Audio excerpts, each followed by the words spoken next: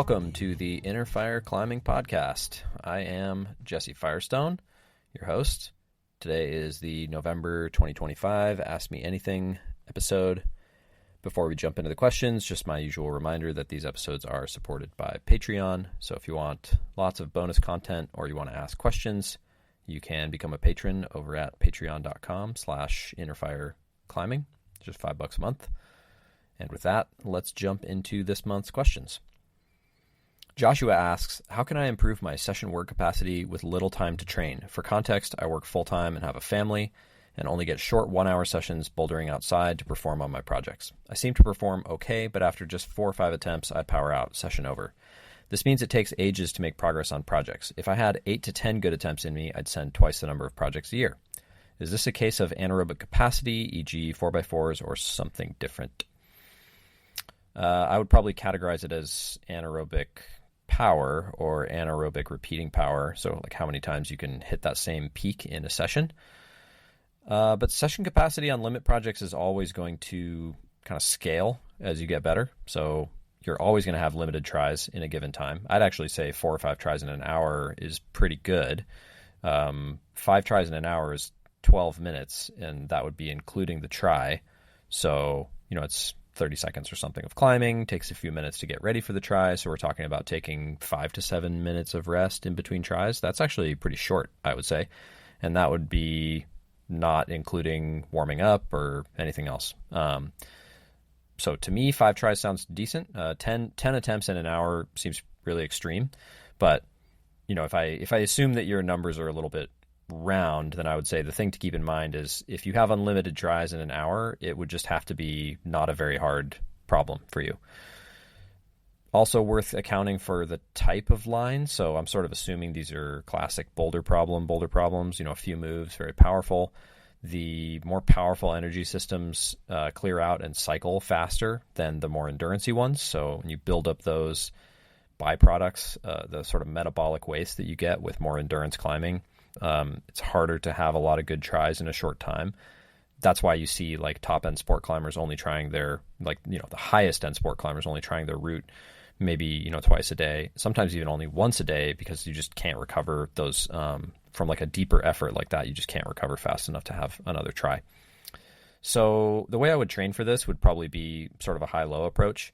You would want to do some sort of arc type training or aerobic power maybe training to work on your forearm conditioning. So that'd be the capillaries in your forearm and the mitochondrial efficiency of the cells in your forearm. So basically trying to make sure that your forearm can work with everything that you give it and it's very efficient. And then on the high side, I would do maybe repeat strength endurance, but that could actually just be the sessions you're doing. So, if you're climbing outside once a week, that's probably enough to improve this exact pathway that we're talking about. If you can't get outside that often, which would be understandable, you would maybe want to do like a strength endurance type workout. So short boulders, maybe a grade or 2 below your max. So, 80 to 90% of your max. And you would want to do a tiny bit less recovery than you want, or a little less recovery than you're doing in your main projecting sessions outside. So you're going to get, 10, 15, 20 attempts maybe in a session. So not a super long session.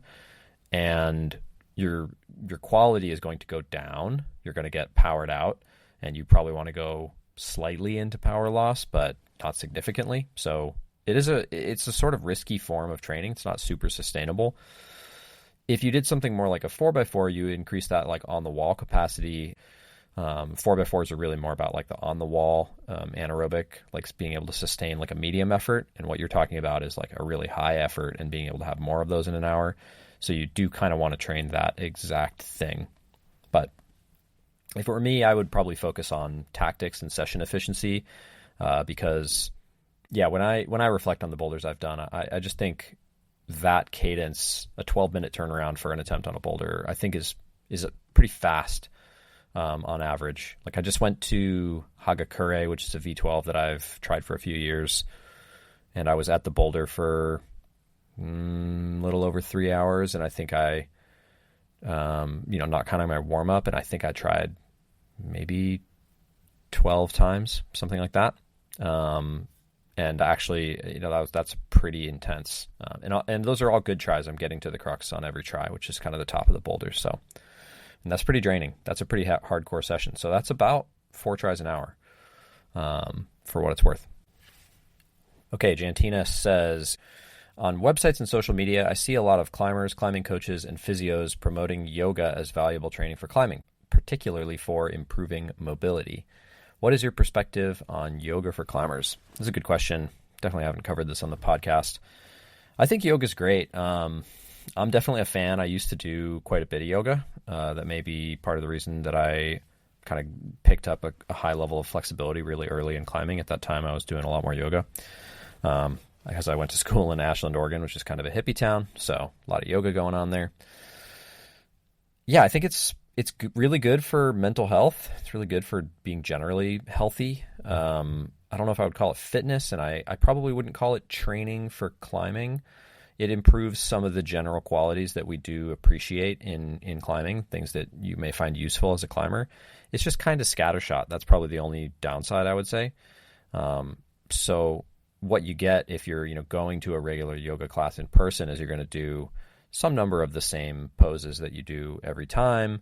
And then there's going to be some different things and different flows. And you don't really know like what to expect when you go to an in-person class. You get to know a teacher and you'll learn the character of the class. And obviously the classes have themes and that kind of stuff. But, just broadly speaking, you don't know what you're going to do, which is we can really contrast that with classic strength training where we would want to really do the same set of exercises and the same scheme and control as many variables as we can so that we can focus on the progressive overload piece and increase like some specific part of the exercise throughout the training cycle so that we can like sort of know that we're making progress.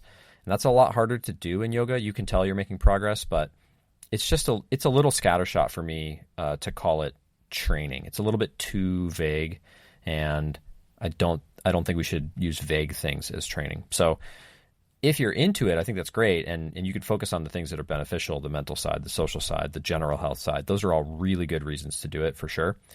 If you're thinking about it from a training for climbing perspective, I would say just take the poses that seem valuable to you and do them a few times a week rather than going to a class. Or you could find a guided class on YouTube that sort of gives you the things that you feel like you need and maybe just do that class a couple times a week for 6-8 weeks. You would definitely see results from that because it's a lot more consistent and a lot less of like a sort of vague approach. So yeah, if you're a climber who really struggles with range and you connect to that yoga experience, it might be a good fit. But for a lot of people, nothing wrong with it. But yeah, probably not a silver bullet.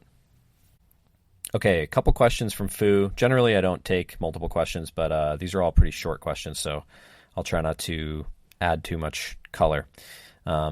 He says, any climbing related book recommendations? If not, non-climbing books are fine too. So quick lists. I just did top 3 best books for improving at climbing. So I'd say 9 out of 10 climbers make the same mistakes. That's still my favorite book for improving at climbing. I think it really covers pretty much everything you need to keep getting better for a really long time. Basically no criticism of that book. I think it is really the guidebook to how to improve if you're open-minded and covers all your bases. Most of the rest of it is details and nuance. Metal by Steve Bechtel it's a collection of essays that Steve has written. Also has quite a bit of philosophy in it and a lot of general progression advice, but it also has some ideas for training that I think are pretty fruitful. Steve Bechtel has probably forgotten more about training for climbing than most coaches will ever learn, and a lot of it is contained in Metal. I really like it. And it's also like a little bit of an essay type book, so it has some stories and allegories and things in it that I find interesting. Third book, Vertical Mind. Probably no surprise to anyone listening to this, but I think the mindset side is extremely important, and Vertical Mind is what Metal is for the physical training. I think Vertical Mind kind of is for the mental training. It's maybe a little more sport trad focused. I think the mindset of bouldering is maybe a little bit different, but many of the same things are still broadly applicable. And it has some pretty good actionable advice and covers a lot of important ground for mindset in rock climbing. Okay, non-climbing books. So I'm just a climbing geek, so I thought non-climbing books that will still help you improve at climbing. They're just not climbing specific. I'm not going to get into my like fantasy sci-fi book recommendations, at least not on this talk show. So Super Training, it's kind of just the ultimate old school handbook for how strength works, how power works, how we train these things, what we know. It's scientifically a little bit dated, but at the time it was quite cutting edge, and I think almost everything in there still stands the test of time. Could be wrong about that, but a very good baseline, and if you're a training geek, just a good book to have on the shelf to refer to. Inner Game of Tennis, same thing, but for mindset. Probably the single most important sports psychology quick read that you could have on your shelf. You can read it in an afternoon, and if you've never read it before and you're new to sports psychology or you're new to trying to improve your mindset for something like climbing, you'll probably read Inner Game of Tennis for the first time and kind of have your mind blown, honestly. I mean, it's just so intensely relatable, while also still going pretty deep on what it takes to be the best version of yourself at something really difficult. It's written by someone who was quite good at tennis. I don't remember his name. Sorry, guy. But yeah, something I return to over and over and over. Fantastic book. Final non-climbing recommendation is The Art of Learning. Really amazing book by this guy, Joshua, who was good at a whole bunch of different things. He did Tai Chi, and he was a chess prodigy. And yeah, it's just all about how to get good at things. And just the meta game of seeing everything in your life as like something that you can improve at and how to do that. Really interesting book. So there's some recommendations. Okay, the rest of his questions are business questions. So I just want to preface that I'm actually not good at business. This is not a business podcast. There are other climbing coaches out there who make way more money than me, who are probably better to ask about business. I'm not a business guru. In fact, I'm far from it. This is the second business I've owned, and the first one we didn't go bankrupt or anything. We made our money back and got out, which I'm glad we did. But I was driving myself crazy running that business. So Fu asks, what advice would you give for a first-time business startup? And I don't know what things are like where Fu lives, but here in America, it's important to know that only 1 out of 7 small businesses succeeds. So I think my advice would just be go in clear-eyed, make a business plan, think really seriously about whether it's something you're ready to dedicate yourself to, because if you really decide to do it, it's a wild ride running a business. It is a lot of extra stuff to do. I'm kind of fortunate because I really love doing this, and even though I'm not very good at the business side, I just pour myself into actually coaching people, and it's been successful so far. So I think I'm a little bit succeeding despite myself and despite the challenges of it, which is not what I would recommend depending on like what the business is that you have in mind. I don't know that strategy would work for everything. It's working for me with what I do. Okay, last question. What were the best and worst decisions you've made in your business? So best is I kept a buffer. When I started the business, I kept working my other job, and I proved that I could do this and that it would be profitable. I really thought through all the finances and made sure I was like, okay, I can do this. I can support myself and my family doing this before I jumped all in. And yeah, that was a year and a half ago or something like that. I've been coaching for, I think, 4 or 5 years, and a year and a half ago. So there was a good chunk of time where I was working full-time at a job and also working full-time as a coach at the same time. That was a really good decision. I absolutely kicked my own ass with how hard I was working at that time, but that was smart. Worst decision I've made, I actually brainstormed, and I just couldn't come up with anything good to say for this. I haven't really made any catastrophic decisions. I've had initiatives or ideas that didn't really go anywhere. And I've had, obviously I've worked with clients where it didn't work out the way that we wanted it to. But yeah, I think all in all, it's been pretty good. Most of the stuff that I struggle with coaching is mundane stuff or day-to-day stuff, like, it takes a lot of time, and it's very hard to keep the business running while also improving the way you do business. And that is the biggest drain on my energy.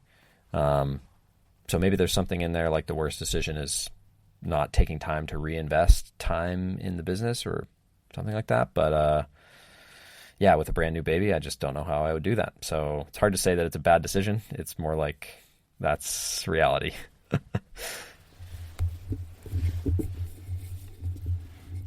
All right, Eric asks, saw your Instagram post on climbers doing squats. While I do train my legs, I have basically stopped doing heavy weighted squats because of DOMs and the impact they have on climbing even days later. Last year I tried to do a block of squats, but even 6 workouts in, they were impacting my on-the-wall performance 72 hours later. Am I okay to just give up on this lift, or do I need to plan for a period of lower on-the-wall performance and get through a block of squats? Or just start out at a really low RPE and build the weight up slowly?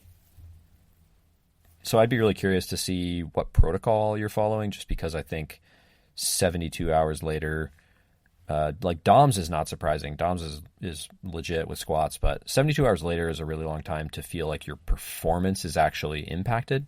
Like I'll get DOMS from training when I'm in a training block, and lately I've been sleeping, 4 or 5 hours a night or something like that because I'm a new dad.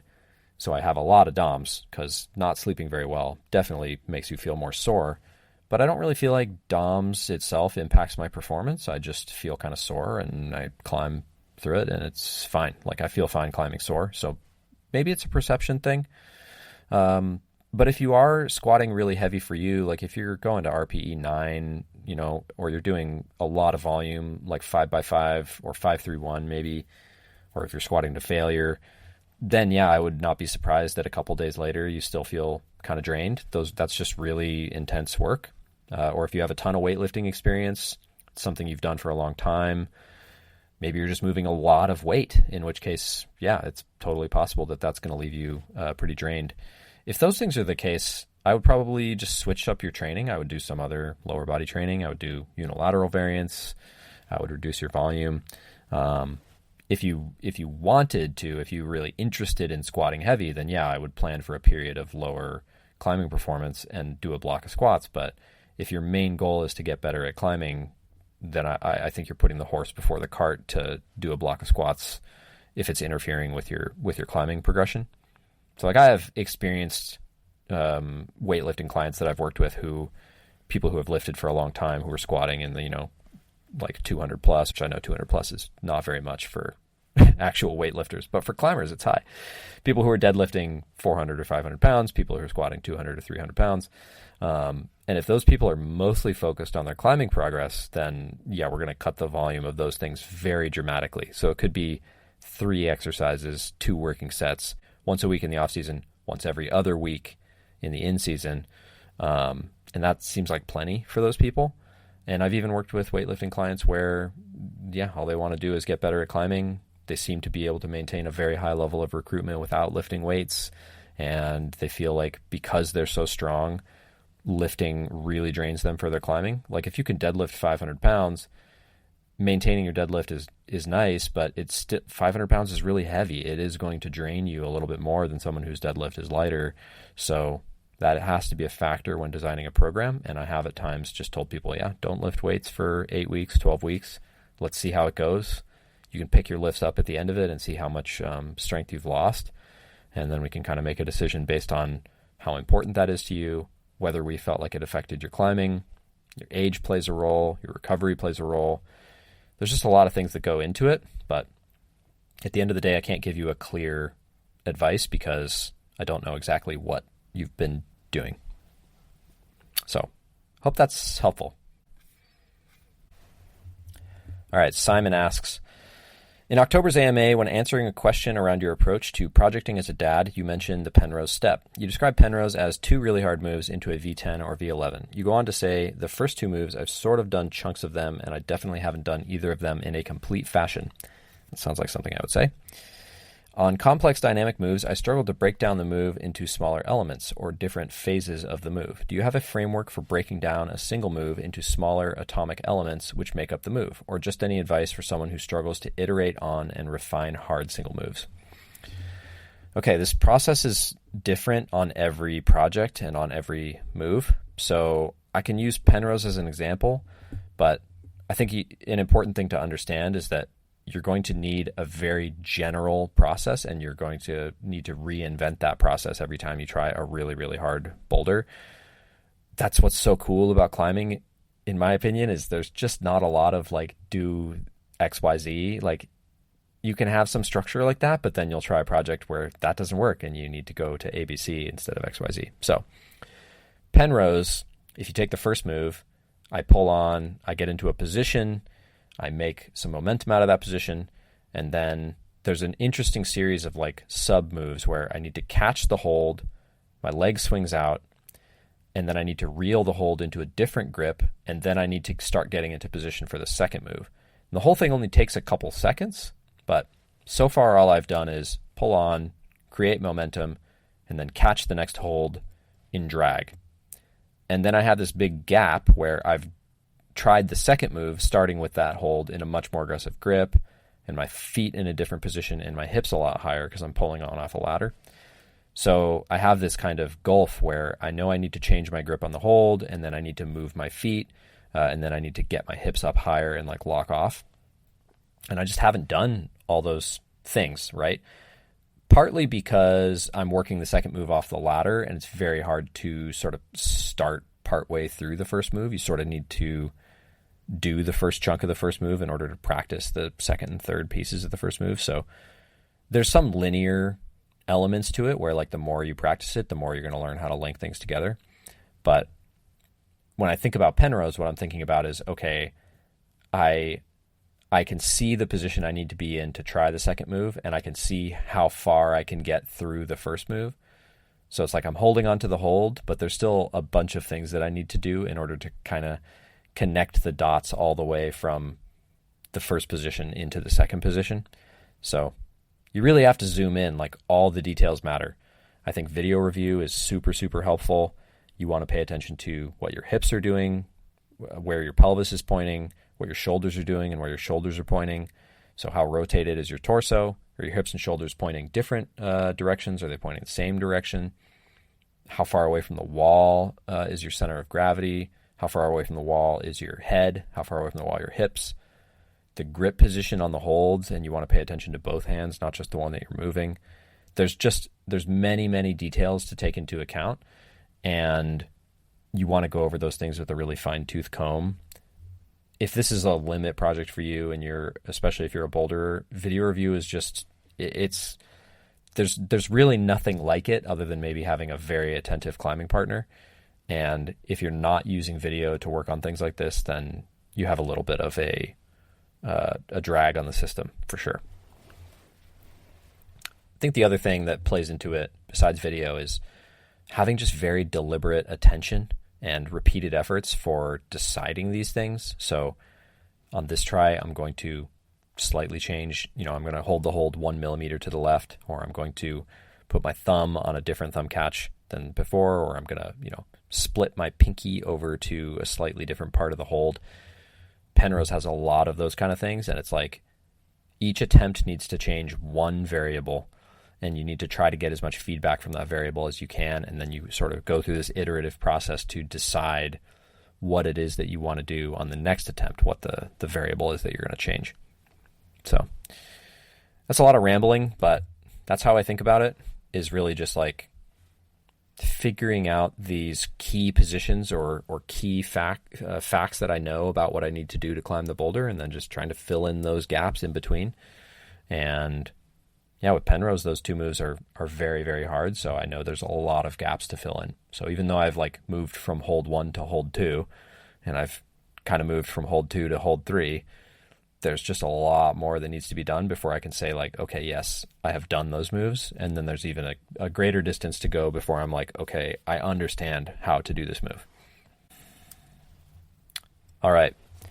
Miles asks, Any advice for planning your breathing during hard boulders? I find that when trying hard, I hold my breath for too long and then start shaking or losing energy. Yeah, your muscles need oxygen. So when you hold your breath, you start to deprive your body of oxygen and your muscles stop working. So that's not super surprising. Couple ideas for this. Probably my biggest tip is to include your breathing in your visualization for the problem or route. Yeah, sounds like you're bouldering, so during the problem. Something that should happen as you become a more proficient climber is your visualization goes from being, usually for most people at the beginning, it's just handholds. And then at some point it's going to be handholds and footholds, so hand moves and foot moves. And then eventually it's going to get more abstract and it's going to be more about the way you feel in your body while you're climbing the boulder. The hand and foot moves may still be really important, but it's going to be more about tension and relaxation, give and take, momentum, sensations that you have in your body. And one of the most important sensations is, where are you breathing? And I don't just mean on what moves are you breathing, because you should probably be breathing on almost every move all the time, but where in your body are you breathing? So a good practice is just to climb easy climbs and pause in the positions and just see, like, when I have my right arm really locked off, do I feel like I can still breathe into the upper right quadrant of my torso, or is that like not accessible to me? And, when I'm holding an undercling, can I not breathe into the bottom quadrant? You can sort of break your torso into upper, lower, left, right, and have these kind of 4 quarters. And that might be a good thing to experiment with. Just climb easy things and see where you lose access to breathing and where you can really breathe deeply. It's a lot easier to apply, like anything, to easier boulders at first. And hitting it in a linear fashion like that, really practicing it deliberately, can help you understand what you're looking for so that you can practice it in a more environmental and like ecological systems theory type way. So some other things that I wrote down would be breath work before your sessions, especially if you have high life or work stress. I really recommend to people that they take a pause when they get to the gym or when they get to the crag. So if you're coming straight from work or home and you're super busy, just take a second. I would say not in the car, probably in the gym is better, but in the car, if you feel stressed about doing it in the gym, and just sit there and zone out and take 10, 15, 20 breaths, purposeful breaths. It's basically mindfulness. You're not looking at your phone. You're just staring at some fixed point in the distance, taking some breaths, because if you're super stressed, you're going to hold your breath more. Breath work elsewhere in your life would also be useful. That's just low cost. So that could be meditating, could be yoga, which we talked about earlier. Yoga is really good for breath work, actually. I didn't mention that earlier. And then last tip, another practical thing would be to do conscious breathing. This is a drill I do with some people sometimes, and that's just using that as your pre-climb ritual. So you get ready to climb, you maybe do your visualization for the climb, and then you're just going to take 5 or 10 deliberate breaths while you're getting ready to pull on. So it could even be while you're chalking up. Deep inhales, deep exhales. They should be audible to the people around you. Really letting yourself know, like, I am going to breathe. And if you can do a good job with that habit, you should be able to get yourself to keep breathing when you start climbing. And then hopefully you want to be able to hear yourself breathing the whole time you're going. And that can be a really good, like, centering sort of behavior. Something that helps keep you in flow while you're climbing is being able to hear your own breath. So that'd be a good thing to focus on. Okay, this question is from Instagram. He asks, how to deal with grade-obsessed climbers while on a trip. I thought this was a kind of interesting question. So I'm assuming that you've chosen to go on a trip with someone and they are just sort of not having that much fun. Like, they're mostly interested in sending stuff, probably sending the hardest thing that they can. And they're maybe not that fun to be around. Like, maybe they're starting to exhibit some of those sort of obsessive behaviors, or like worst case scenario would be there's someone who's really not in control of their emotions and really sort of like lashing out at the people around them, throwing their chalk bag, that kind of thing, and just not very fun to be around. And maybe that even bleeds over into the other elements of the trip, like, back at the campsite or back at the Airbnb or whatever, they're maybe not that fun to be around. So that's a really tough situation, but I picked this question to answer because it's a very relatable situation. I think we all know that person. I think many of us have been that person at times.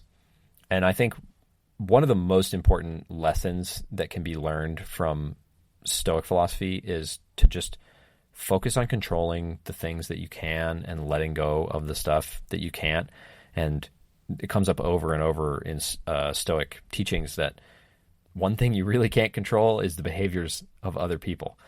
Now, there's a time and a place for sort of nudging people and just being like, you don't have to destroy your skin on the same problem over and over and over and then be really upset about it and throw your chalk bag and throw your shoes, etc.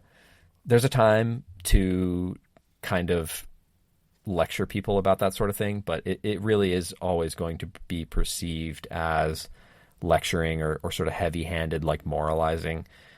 And I think you can wind up regretting that, and it can often make people dig their heels in.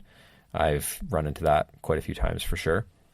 I think the best way to approach it is to just support your friends and talk it through with them, and maybe just talk to them about their climbing. I mean, these kind of conversations are a lot of how I got interested in coaching.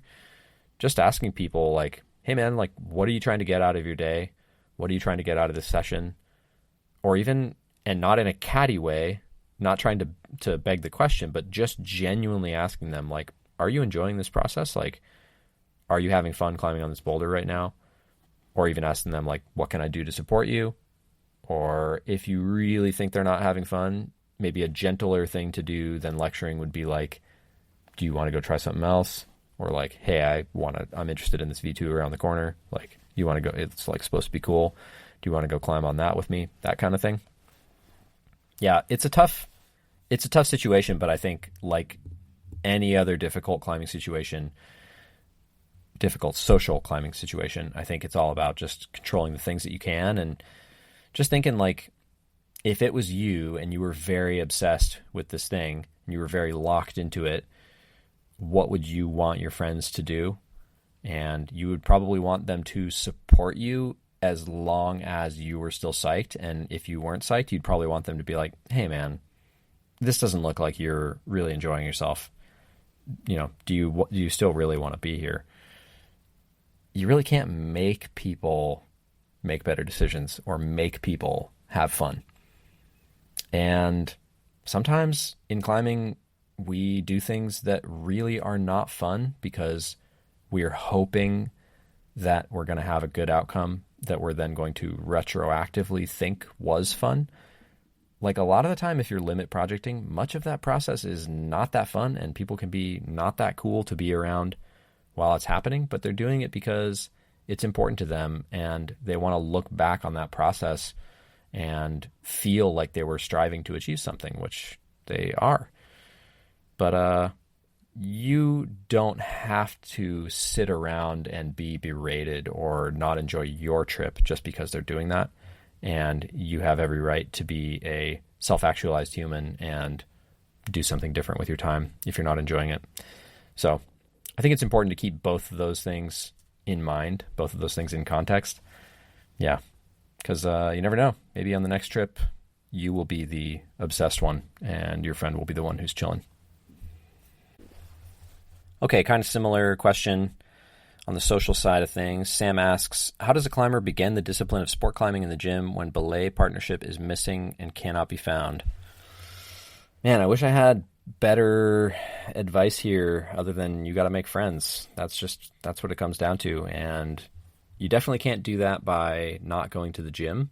So I would say go to the gym. And often a lot of big gyms have partner finders. That's a good option. Could also just hang out at the auto belays and ask people if they want to sport climb. That's even worked for me, even here where I live now. In recent years, I've wound up climbing with people because we were both auto belaying and neither of us wanted to climb on the manky, chalk-caked auto belay routes anymore. So we wound up hitting up a conversation and going to climb other stuff. That's really your best option. I mean, it's just one of those things where there's nothing to do but do it. So good on you, though. Sport climbing. It's good for you. All right. I believe that is all of the questions for this month. Thanks, everybody, again, for great questions. Always fun. I think we've been doing this, 8 months now? And I really appreciate everybody's participation, sending in good questions. Hope you're all enjoying the show. And I will see you next month with another AMA episode. Thanks for listening.